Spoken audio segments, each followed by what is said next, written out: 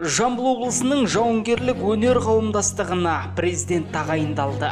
Енді қауымдастықтың құрметті президенті қызметін Қазақстан Республикасы ұлттық қауіпсіздік комитетінің облыстық департамент басшысы Марат Ирменов қатар алып жүреді. Спорт басқармасында болған жиында жаңа басшыны Нұрбол Әбдімажитұлы қауымдастық мүшелеріне таныстырды.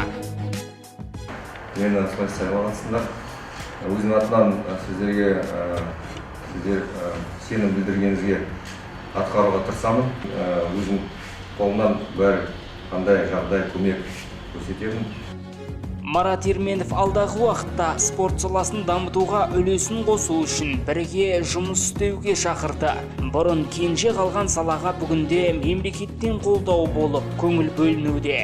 Басқарма басшысы да Жамбыл облысы жауынгерлік өнер қауымдастығымен жұмыс істеуге әзірлігін жеткізді.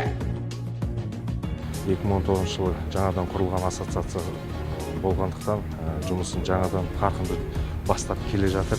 Қазіргі таңда жекпе-жек спорт клубында басшысы Қыстыбаев Бейбіт Абдрахманұлы басқарып отыр.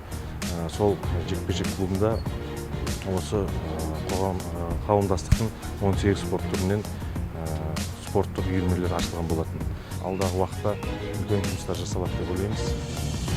Қазақстанның жауынгерлік өнер ассоциациясы 2019 жылы құрылғанды. Сол жылдың қазанында облыстық қауымдастықта жұмысын бастады. Құрамына олимпиадаға кірмейтін спорттың 18 түрін қамтыған қауымдастықтың алдағы жоспары ауқымды. Мерей Баят, Мейіржан Ерболатов, Тара 24.